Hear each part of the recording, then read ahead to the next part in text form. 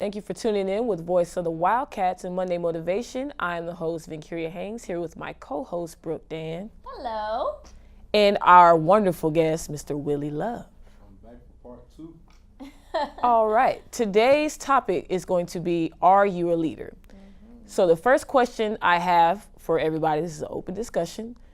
What can you do to lead by example? What is it that you can do to lead by example? I feel like it starts by an internal change. You cannot lead by example if internally you're not ready to be a leader. It all starts with you on an internal aspect, and then external you can work on yourself as a leader. Oh, okay. Well, how do you feel about that question? Just self-expression, lead by example, but also be having to be one that can listen as well. So you have to be able to listen to people that you're leading and get, dialogue and maybe advice from them when you may need it, because you might not always be right. If you think you can lead all the time, you might be leading everybody into destruction, but you might take back the backseat and listen.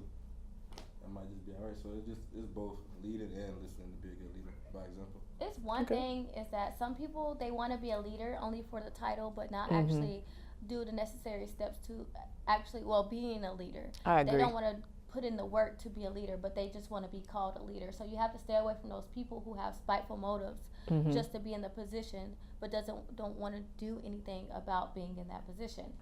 So since this is an open discussion, I'm going to ask the second question. Okay. What are some of the problems you can run into when you start second guessing yourself? When you start second guessing yourself, I think a lot of people become nervous because they feel like, okay, maybe I can't get that done, or maybe that's not going to work out. Like they completely do away with the plan that they're going with, to be successful, because they're like, well, if I do this and this doesn't work out, they're too busy thinking about their mistakes or what mistakes they can make rather than just going through with it. I mean, second guessing yourself, I think it comes from you failing at something before, and just that thought of that failure that you had, or you failed at something that somebody just talked down on you and said, blase to you, so you start second guessing yourself, not knowing that you won't have that confidence that you can do something. You don't believe in yourself that you can do something. So I feel like it's just prior experiences that make you want to second guess yourself. But if you second guess yourself, who would say you don't get to mess around in the network with the CEO, get you a Fortune 5 company job, because you second guess yourself. So you got That's true. I agree. And just go, because if you second guess yourself, who knows what you might miss out on in life. Yeah, you never know unless you try, honestly. Right. So with the third question, are some people scared of fear, or are they scared of success? Some people are just scared of getting out their comfort zone. I always say, I feel like we talked about this in other Monday motivations, but even when I discuss it, whether I'm sitting down with someone and having a personal conversation, it's always just like they're just so scared to step out their comfort zone, and there's no logical reason why. Everything is just made up in their head. So it's just like success and failure are two things that are mental. You have to mentally be prepared for both. And if you are mentally more prepared for one, which is failure, than success, then that's what you're going to get. I agree. I think a lot of people I think it's just failure, honestly. They're scared to fail, so they don't want to jump out of their comfort zone, because if they fall flat on their face, some folks, they don't know what to do to pick themselves back up, and they don't want to be in that situation where they have to pick themselves back up. Everyone thinks, success is just, I'm going to do it this way, this is my plan, and it's going to work.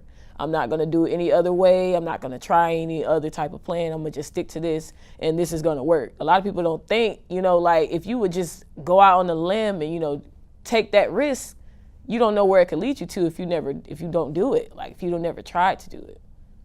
I think it's not even fear or success, because once somebody gets into their comfort zone, now they comfortable. They comfortable with wherever they at. So whatever they've been doing, they comfortable with it. They're just gonna keep doing it on a daily basis. But maybe they're blinded by what they need to change, because I'm comfortable. I'm right. I'm getting by, doing just fine. I'm gonna just stay here, and that might be. It might seem that way. It might seem like it's cool. It might seem like it's working, but in the long run, is it gonna bring you revenue? Is it gonna bring you happiness? Peace. So I feel like people just get too comfortable and don't step out and just do different things because they find where they at, because it seems and feels good in that moment. One thing I always say is one quote, okay, and then we can go ahead and end it. One quote I always say is, I kind of mentally made it up, is don't fear, but follow your dreams, because if you fear, you'll always settle. Love Which that means quote. if you fear, you'll always settle for whatever is handed to you. Okay. Well, that concludes our topic for today. Are you a leader? Thank you for tuning in with Voice of the Wildcats, live with my co-host Brooke Dan. I'm Vincuria Haynes. Are we keep talking, chatting? Da, da.